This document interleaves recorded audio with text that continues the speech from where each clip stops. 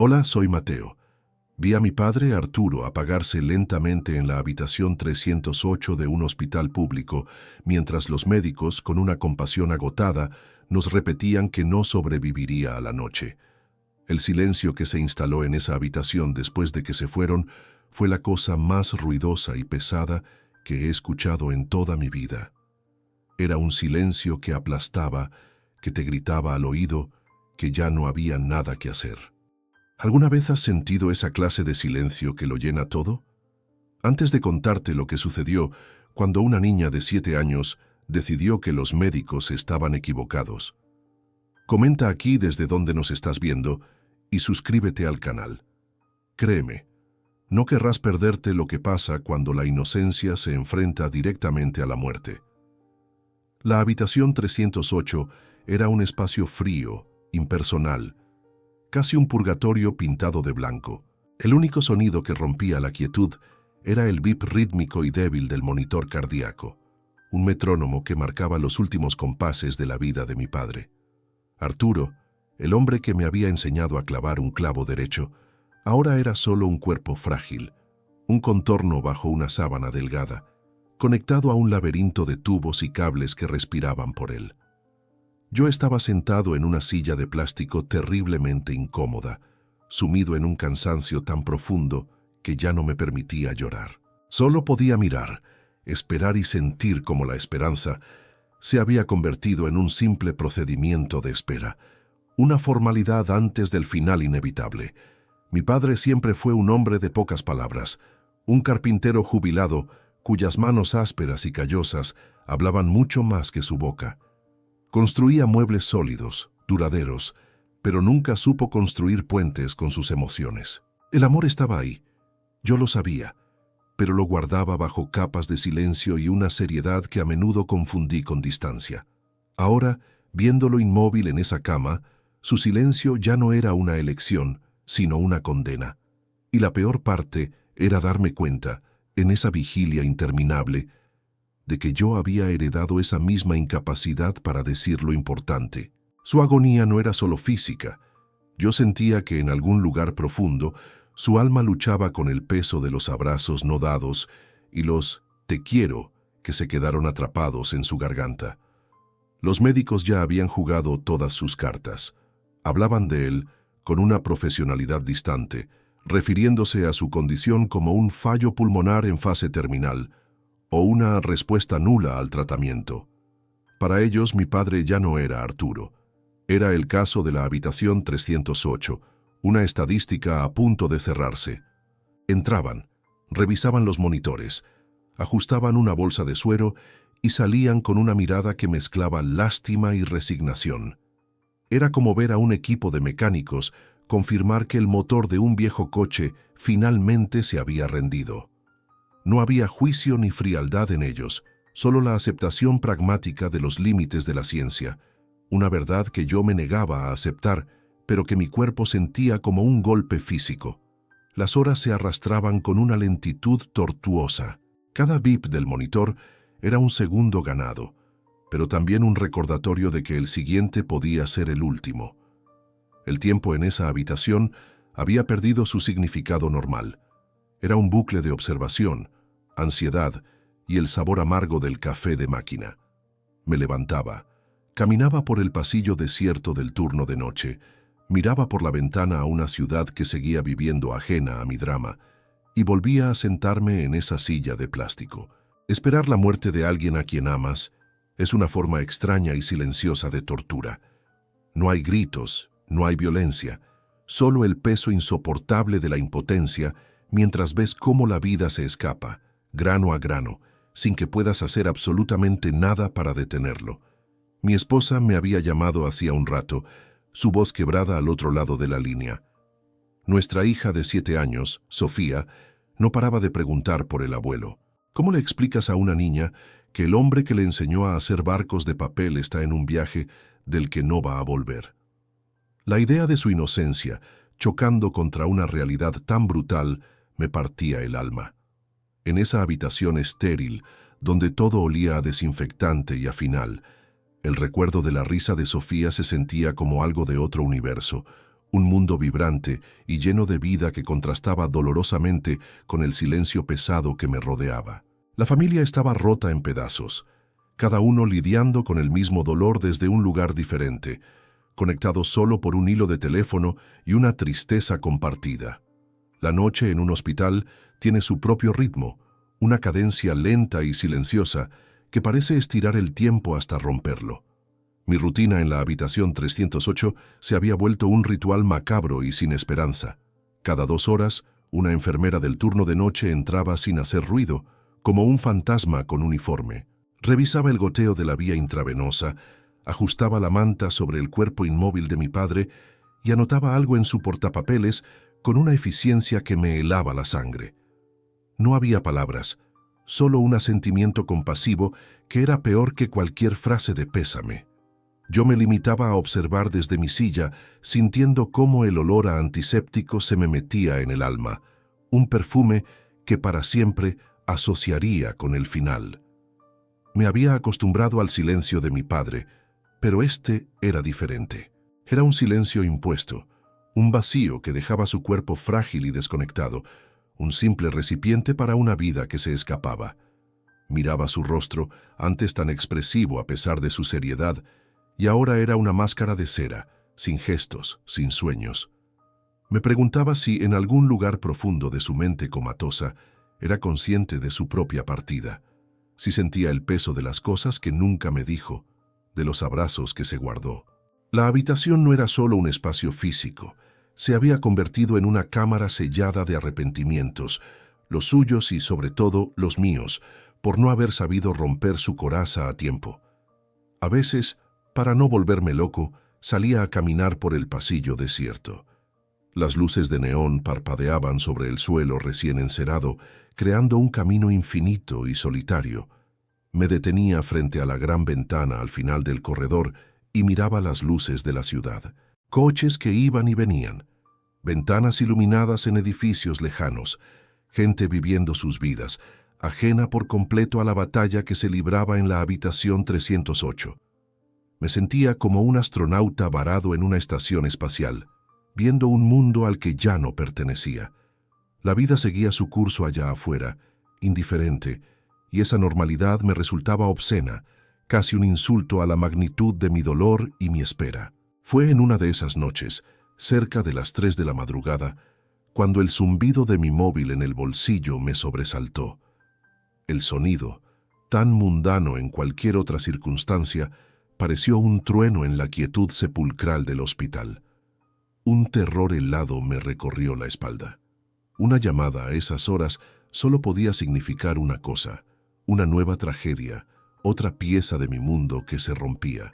Dudé un segundo antes de contestar, preparándome para la peor noticia posible, con el corazón martilleándome en el pecho. En la pantalla brillaba el nombre de mi esposa. Respiré hondo, intentando que mi voz no temblara, y contesté esperando el golpe final que confirmaría que todo había terminado. Pero no fue así. Era mi esposa, sí.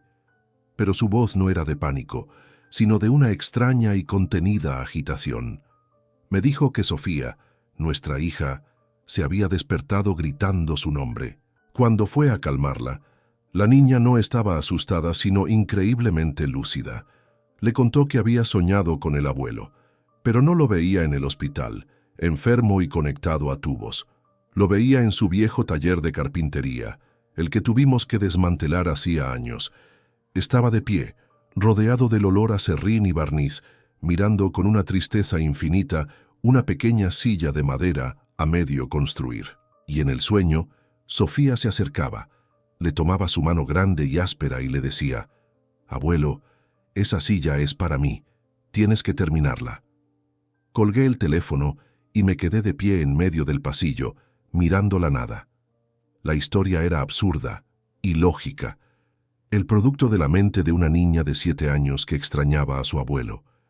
Mi cerebro, agotado y aferrado a la cruda realidad de los monitores y los diagnósticos médicos, intentaba descartarlo como un simple desvarío. Pero la imagen que mi esposa me había descrito era tan vívida, tan precisa. El taller, la silla, la tristeza de mi padre, Era como si una pequeña piedra hubiera sido lanzada contra el grueso cristal de mi desesperanza, creando una diminuta grieta. Regresé a la habitación y por primera vez en días miré a mi padre no como un moribundo, sino buscando una señal imposible. Al volver a la habitación, me senté en la silla de plástico, pero ya no era el mismo hombre de hacía 10 minutos. Mi mente, la parte lógica y agotada, me gritaba que era una tontería, una fantasía infantil para procesar el dolor. Pero mi corazón, o lo que quedaba de él, se aferraba a la imagen de mi padre en su taller. Observé su rostro inmóvil, buscando desesperadamente algo, cualquier cosa. Y entonces lo noté, una minúscula, casi imperceptible relajación en los músculos de su mandíbula. Su respiración, aunque asistida por la máquina, parecía un poco menos forzada, menos mecánica. Era una grieta minúscula en el muro de la desesperanza, un resquicio de luz tan débil que temía que se apagara si parpadeaba. Poco después, una enfermera joven, de las que ya me conocían por mi vigilia constante, entró con la eficiencia de siempre para su ronda. Se movió con la rutina de quien ha visto demasiados finales. Revisó el goteo, los parámetros del monitor y de repente se detuvo. Frunció el ceño, inclinándose hacia la pantalla del monitor cardíaco. La vi tocar un par de botones, como si no confiara en la lectura. Murmuró algo para sí misma, algo sobre la presión arterial estabilizándose ligeramente. No me miró, probablemente para no darme falsas esperanzas.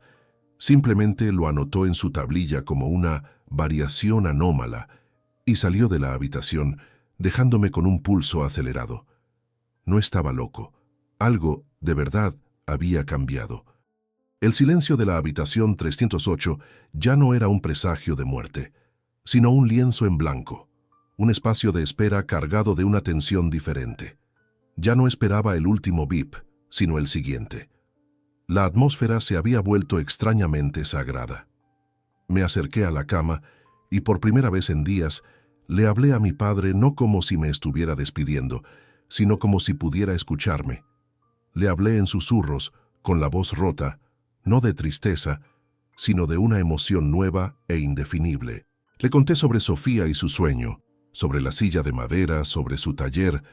Mientras hablaba sentía que no le estaba hablando a un cuerpo inerte, sino a un alma que luchaba por encontrar el camino de vuelta. A la mañana siguiente, los médicos pasaron en su ronda habitual. Sus rostros mostraban una confusión profesional. Hablaban de una estabilización inexplicable, pero seguían siendo cautelosos, repitiendo que el pronóstico general no había cambiado. No les importaba el sueño de una niña. Pero a mí sí. Llamé a mi esposa y le dije algo que sonaba a locura. «Tráela». Hubo un silencio al otro lado de la línea. Era una locura. Iba contra todas las reglas del hospital y el sentido común. Llevar a una niña a una unidad de cuidados intensivos para una despedida que ahora parecía incierta.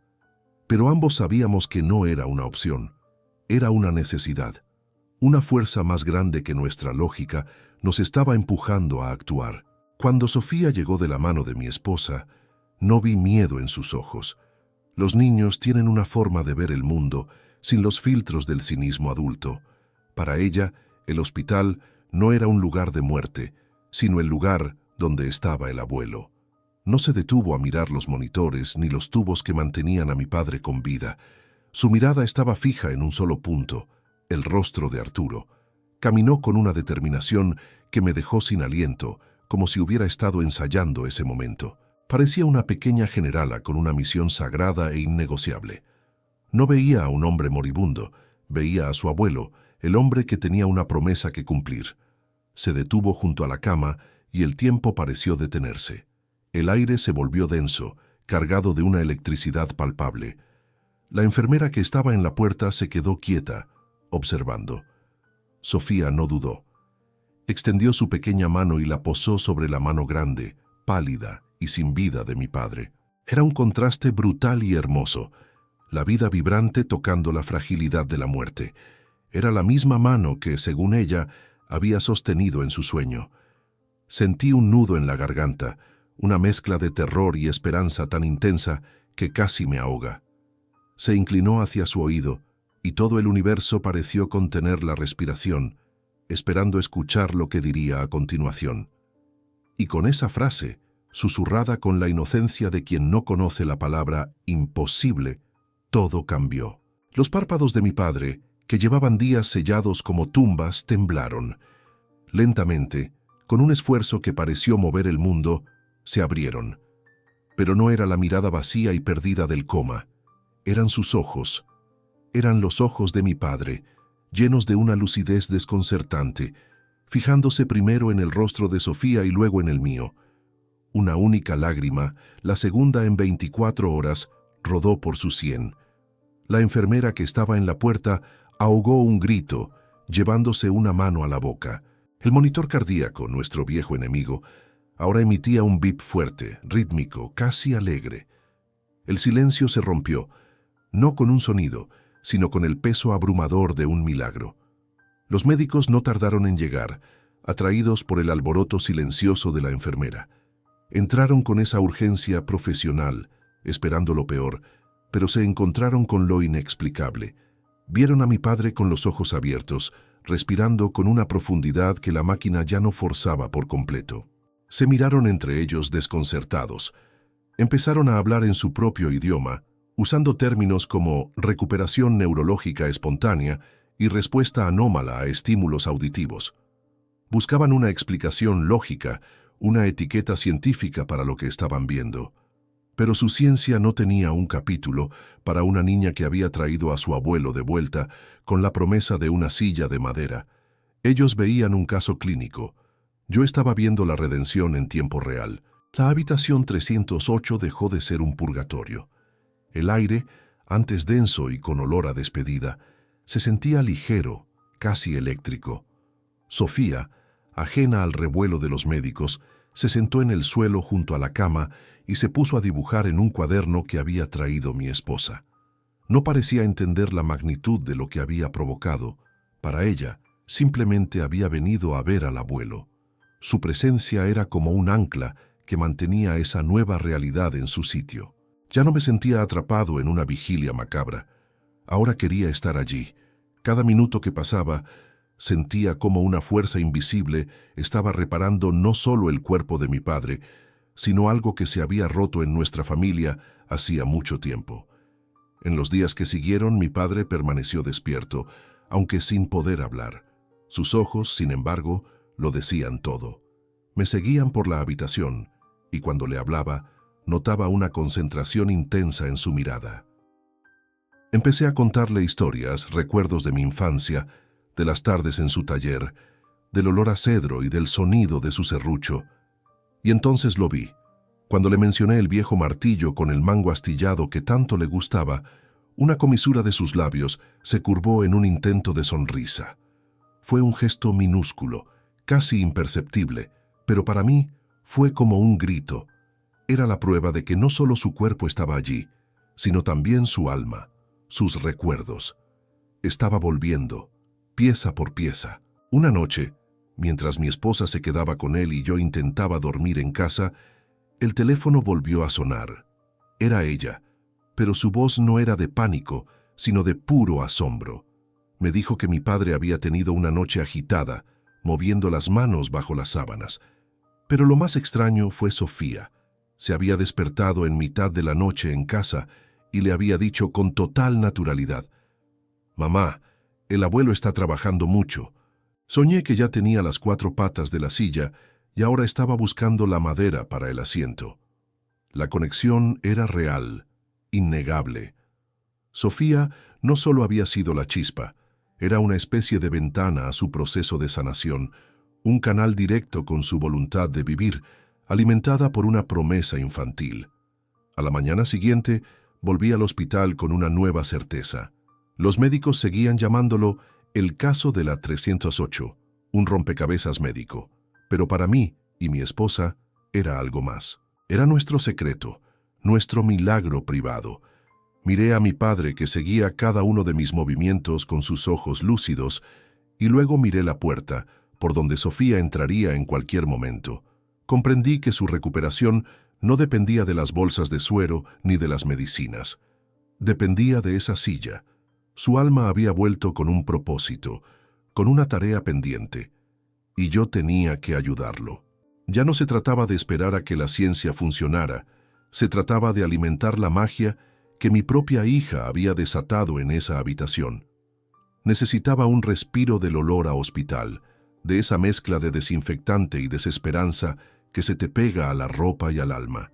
Dejé a mi esposa con mi padre y conduje sin rumbo hasta que, casi por instinto, terminé frente a la casa donde crecí. La casa estaba vacía desde que mamá murió, un monumento silencioso a un tiempo que ya no existía. Entré y el aire estancado, lleno de recuerdos, me golpeó. En lugar de ir a mi antiguo cuarto, algo me llevó hacia el fondo del patio, hacia la puerta del viejo taller de mi padre. Hacía años que nadie entraba allí. La cerradura estaba oxidada, pero se dio con un empujón. Sentí que estaba a punto de profanar un lugar sagrado, un santuario que él había cerrado para siempre. El taller estaba congelado en el tiempo. El polvo flotaba en los delgados rayos de sol que se colaban por las rendijas del techo, dibujando fantasmas en el aire. El olor a madera vieja, a serrín y a barniz seco seguía allí, más débil, pero inconfundible. Era el olor de mi infancia. Caminé entre los bancos de trabajo cubiertos por sábanas blancas, tocando los contornos de las herramientas que sus manos habían manejado con tanta maestría. No buscaba nada en particular, solo quería sentirlo cerca, en su elemento, lejos de la esterilidad de la habitación 308. Fue entonces cuando lo vi, arrinconado en una esquina oscura, un viejo baúl de pino que no recordaba haber visto antes, cubierto por una lona polvorienta. Movido por una curiosidad que no entendía, arrastré el pesado baúl hacia el centro del taller. La tapa crujió al abrirse, liberando un suspiro de aire antiguo. Dentro, a primera vista, solo había cosas predecibles. Herramientas manuales que ya no usaba, planos de muebles enrollados y amarillentos, trozos de maderas nobles que guardaba para proyectos especiales. Estaba a punto de cerrarlo, decepcionado, cuando mis dedos rozaron algo sólido en el fondo. Aparté unos trapos y la encontré. Era una pequeña caja de cedro, sin cerradura, perfectamente ensamblada con la técnica de cola de Milano que él tanto me había intentado enseñar. Era un trabajo delicado, personal. No era un simple contenedor de herramientas, era un cofre de secretos.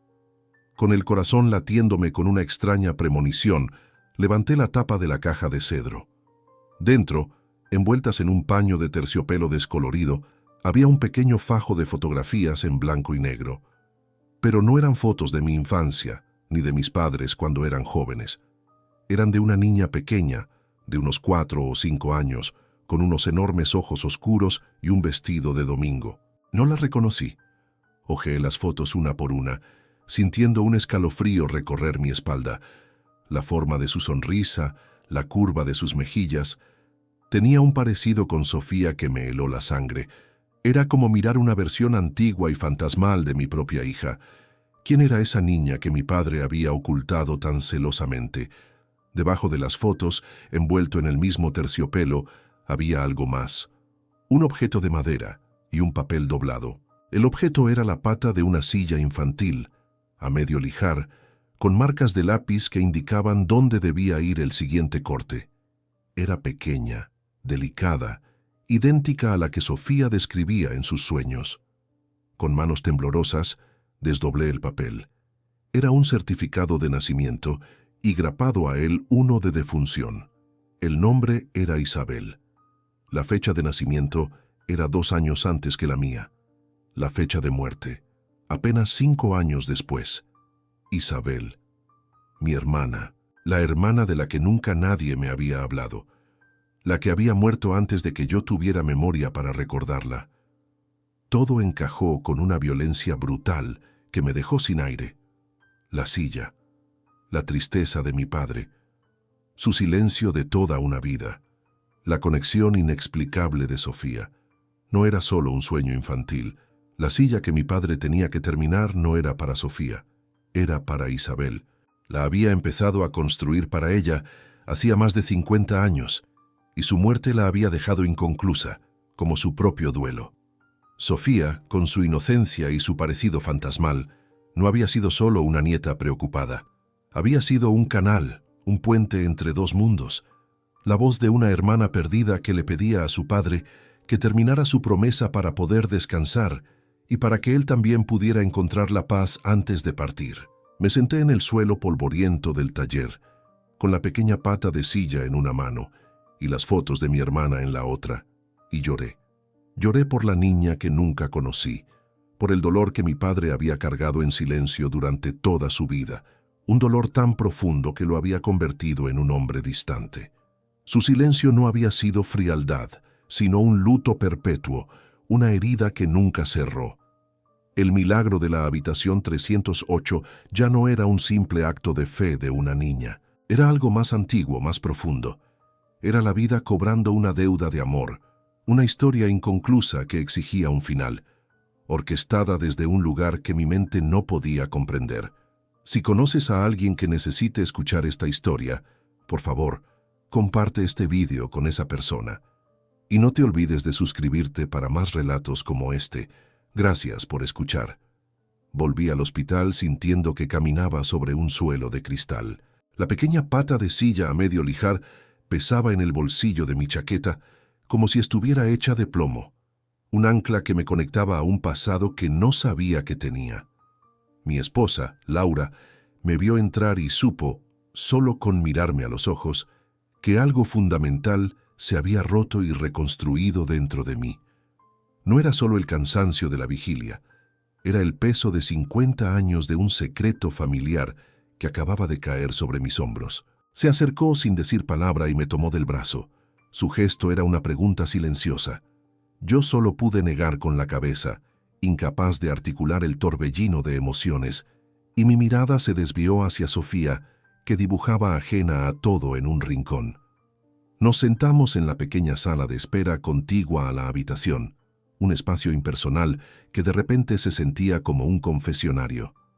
Laura se sentó a mi lado, su mano nunca soltando la mía, mientras yo llamaba a Sofía. Ella vino corriendo. Su inocencia era un bálsamo y una herida al mismo tiempo. Me arrodillé para estar a su altura, tratando de que mi voz sonara tranquila. «Cariño», le dije, «sobre tus sueños con el abuelo. ¿Puedes contarme más? ¿Qué ves exactamente?» No quería asustarla, pero necesitaba entender. Necesitaba que sus palabras confirmaran la locura que mi corazón ya había aceptado como una verdad absoluta. Laura contuvo la respiración a mi lado, sabiendo que estábamos en el umbral de algo inmenso. Sofía no lo dudó ni un segundo, como si solo hubiera estado esperando a que le preguntaran. Describió el taller con una precisión que me heló la sangre, el olor a serrín, la luz que entraba por una ventana rota en el techo, las herramientas colgadas en la pared. Detalles que no podría conocer. Y entonces soltó la pieza final del rompecabezas con una naturalidad pasmosa. «El abuelo está triste», dijo, «pero no está solo. A veces hay otra niña con él. Se parece un poco a mí, pero su vestido es antiguo. Y está triste porque su silla no está terminada. Me dice que el abuelo se la prometió». Mi corazón se detuvo. La otra niña. No era un sueño sobre su abuelo. Era una conversación a tres bandas a través del tiempo. La mirada que intercambié con Laura en ese instante contenía un universo de shock, miedo y una comprensión sobrecogedora. Con manos temblorosas, saqué del bolsillo la vieja fotografía en blanco y negro de Isabel y se la mostré a mi esposa. Laura ahogó un grito sordo, llevándose una mano a la boca mientras las lágrimas brotaban de sus ojos. El parecido era innegable. La misma forma de los ojos, la misma sonrisa incipiente. La otra niña del sueño de Sofía nos miraba desde el papel amarillento. No había explicación lógica. No había ciencia que pudiera contener aquello. Estábamos presenciando la manifestación de un vínculo tan profundo y antiguo que desafiaba las leyes de la vida y la muerte. La conexión era real, palpable, y ahora tenía un rostro. «No es un fantasma», le susurré a Laura, más para convencerme a mí mismo que a ella. No de la forma en que pensamos. Comprendí en ese momento que mi hija, con su alma pura y su corazón abierto, se había convertido en un puente. No estaba siendo visitada por un espíritu. Su propia esencia se había sintonizado con el eco de un amor inconcluso, con la herida abierta que mi familia había arrastrado en silencio durante medio siglo. Isabel no estaba allí para asustar, sino para sanar, y había elegido a Sofía, su reflejo en el tiempo, como su embajadora, como la voz que mi padre necesitaba oír para poder finalmente encontrar la paz y cumplir la promesa que su dolor le había impedido terminar. Con ese entendimiento, volvimos a entrar en la habitación 308. Miramos a mi padre, ahora con ojos completamente diferentes. Ya no veíamos solo a un anciano luchando contra una enfermedad terminal. Veíamos a un padre atormentado por un duelo no resuelto, un hombre cuya alma había quedado anclada a la memoria de una silla sin terminar y una hija perdida. Su lucha por vivir, que los médicos no podían explicar, de repente tenía un propósito sagrado. No se aferraba a la vida por miedo a la muerte, sino porque tenía una tarea pendiente. El milagro de su recuperación ya no era anónimo. Tenía un nombre. Se llamaba Isabel. Y cada bip del monitor ahora sonaba como un martillo golpeando un clavo, construyendo un camino hacia la redención. Ya no éramos simples espectadores esperando un desenlace. De repente, teníamos un papel activo en esta historia sagrada. Laura, Sofía y yo nos convertimos en los guardianes de un secreto que daba sentido a todo. Nuestra misión ya no era solo dar apoyo o consuelo, sino facilitar el cumplimiento de esa promesa espiritual. Miré a mi padre, a mi hija, y luego a la puerta, imaginando el taller polvoriento. El camino estaba claro. No podíamos llevarle el taller al hospital, pero podíamos llevarle una pieza de él. Teníamos que ayudarlo a terminar lo que empezó. La silla de Isabel tenía que ser completada, no solo por ella o por él, sino por todos nosotros. Era la única forma de cerrar el círculo y sanar a 3 generaciones con un solo acto de amor. Con la verdad expuesta sobre la mesa de la sala de espera, la dinámica en la habitación 308 se transformó por completo. Ya no era un lugar de espera pasiva, sino un taller de almas. Mi esposa Laura traía café y comida que sabían a hogar, no a hospital. Sofía, con su cuaderno de dibujos, se había convertido en la guardiana silenciosa de un proyecto sagrado, y yo dejé de ser el hijo que esperaba una mala noticia para convertirme en el ayudante de un carpintero que tenía un último trabajo que terminar. La pequeña pata de silla que había encontrado en el taller ya no era un simple trozo de madera. Era la primera pieza de un puente que estábamos construyendo entre el dolor del pasado y la posibilidad de un futuro.